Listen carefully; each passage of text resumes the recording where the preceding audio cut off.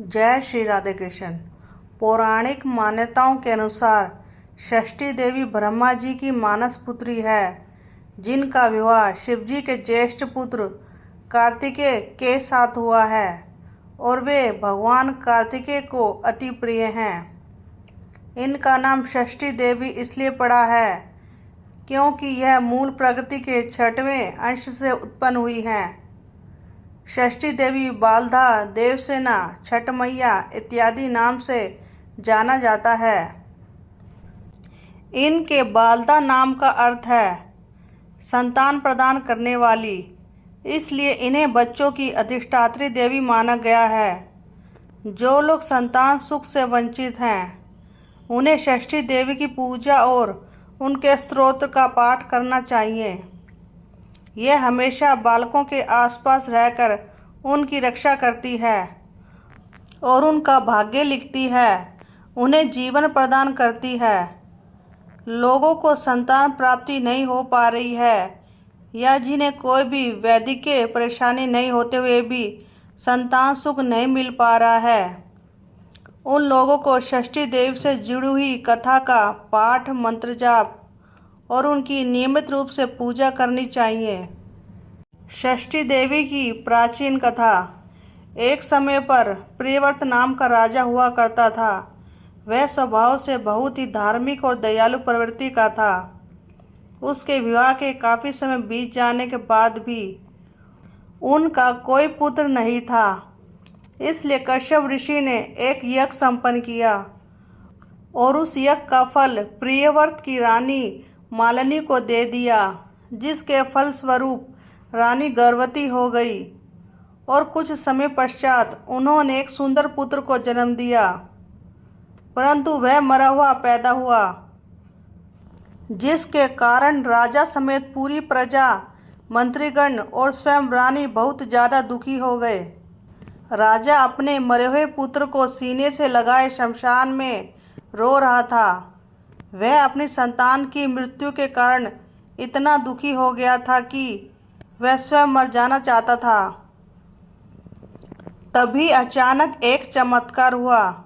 उसे जंगल में हीरे मोतियों से जड़ा हुआ अत्यंत सुंदर विमान दिखाई दिया, जो तेजस्वी प्रकाश से जगमगा रहा था। उस रथ पर एक गौर्ण वर्ण की अत्यंत सुंदर स्त्री बैठी हुई थी, जिसने रत्नों से जड़ित सुंदर आभूषण पहने हुए थे। उसके नैन नक्श अत्यंत सुंदर थे, जिसे देखकर लगता था मानो उसकी आयु रुक गई हो।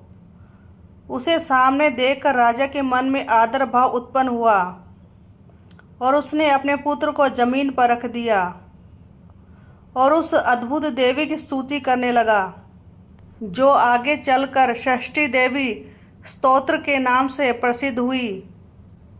इसके पश्चात राजा ने देवी से कहा कि मैं आपको पहचानने में असमर्थ हूँ। देवी, आप कौन हैं? कृपया अपना परिचय दीजिए।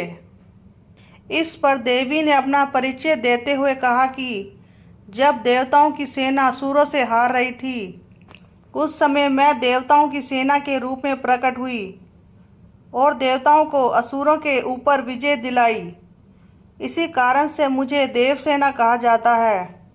ब्रह्मा जी ने मुझे अपने मन से उत्पन्न किया था और भगवान कार्तिकेय को पत्नी के रूप में सौंप दिया था। मैं संतानहीन को संतान प्रदान करती हूँ, सुयोग्य वर को सुकन्या प्रदान करती हूँ, संपत्तिहीन को संपत्ति तथा कर्मठ व्यक्ति को कर्म प्रदान करती हूँ, क्योंकि इस संसार में कुछ भी पाने के लिए मनुष्य को कर्म करना आवश्यक है। स्वयं भगवान भी मनुष्य को उसके कर्मों के अनुसार ही फल प्रदान करते हैं। इस प्रकार अपना परिचय देने के बाद देवी ने उस बालक को अपने हाथों में उठा लिया और उसे अपने मंत्र शक्ति से पूर्ण जीवित कर दिया और उसे आकाश की ओर अपने साथ ले जाने लगी। उस समय राजा ने एक बार फिर से स्तोत्र पढ़कर देवी की स्तुति की, जिससे देवी प्रसन्न हो गई और राजा से कहा कि तुम इस संसार में मेरी पूजा की शुरुआत करोगे और इस संसार को मेरी पूजा का महत्व भी समझाओगे, तभी मैं तुम्हारा पुत्र तुम्हें वापस लौटाऊंगी।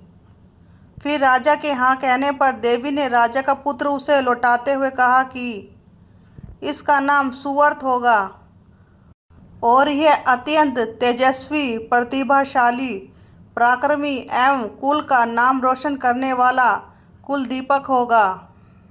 तभी से राजा प्रियव्रत हर महीने की शुक्ल पक्ष की षष्ठी तिथि को षष्ठी देवी की पूजा करने लगा। तभी से शिशु के जन्म के 6वें दिन छठ माता की पूजा करने की प्रथा शुरू हुई। जय छठ माता की। नंद के आनंद भयो जय कन्हैया लाल की। जय राधे कृष्ण की।